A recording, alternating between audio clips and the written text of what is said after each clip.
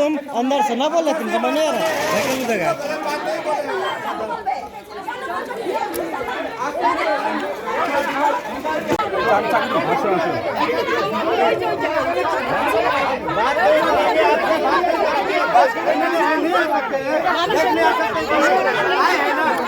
देखने आए हैं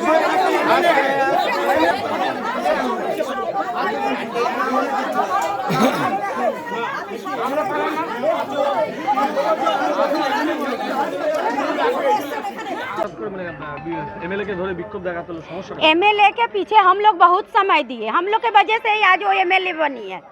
और एमएलए बनने के बाद एक दिन भी पाड़ा में हम लोग का दुख सुख बुझने नहीं आई। इतना लॉकडाउन गया, लॉकडाउन के बाद भी अभी तक बहुत कुछ हुआ है, लेकिन कभी भी उनको कोई नहीं देखा है।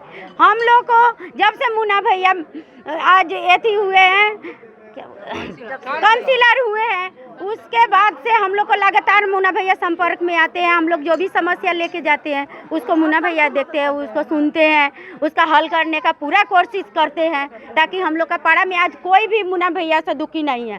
सब खुश है कि हम लोग को काउंसिलर वैसा ही होना चाहिए।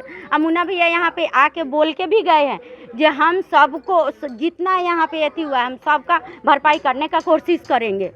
तो इसीलिए हम लोग को एमएलए पर गुस्सा है कि हम लोग औरत होके उनके पीछे इतना अपना घर बार छोड़ के दौड़े हैं, उनको एमएलए बनाए, लेकिन हम लोग से कभी संपर्क करने नहीं आई है।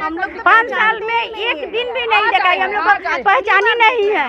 और अभी आई है और हम बोले हैं कि आप क्या करने आए हैं, तो बोल दिया कि तुम कौन होती हो पूछने वाले। हम घर मालिक से बात करेंगे, घर मालकिनी से बात करेंगे। तो मेरा जाऊ तो और बहू का घर है, तो उसमें हमको बोलने का अधिकार नहीं है, उनसे कुछ पूछने का अधिकार नहीं है।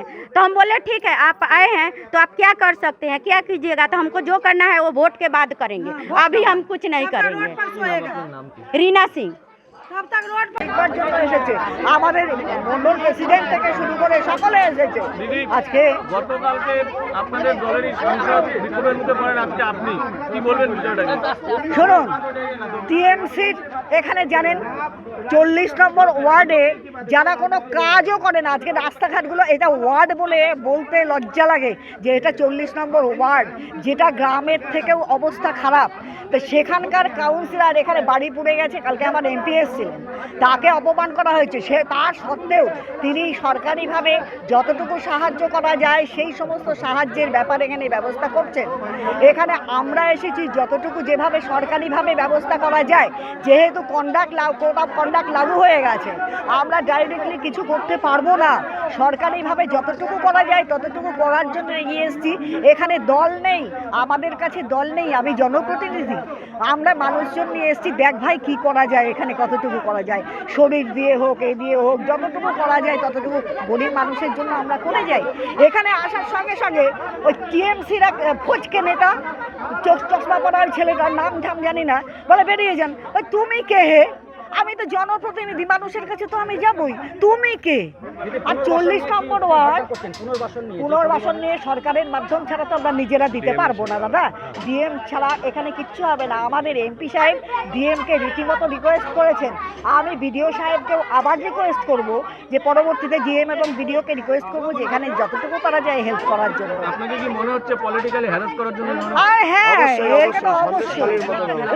ওরা ভেবেছে শিলিগুড়িকে সন্দেশখালি তৈরি করবে। এই সন্দেশখালি করতে তো দেবো না। 40 নম্বর ওয়ার্ডের কাউন্সিলর এখানে রয়েছেন, রাস্তাঘাটের অবস্থা চেয়ে দেখুন তো একটু কী অবস্থা।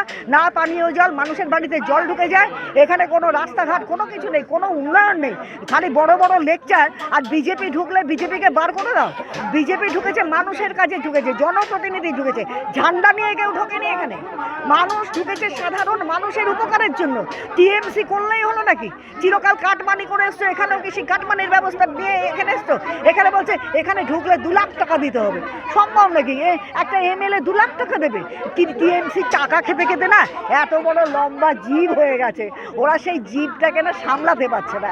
এই হচ্ছে মোদ্দা কথা, জানেন তো।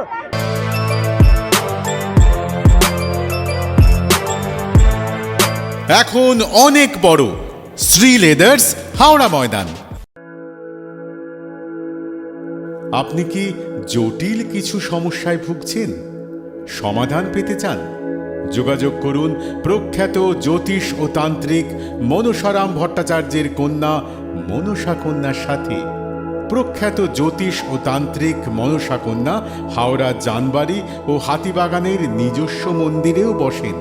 যোগাযোগ 9830106967 আর 9239655323।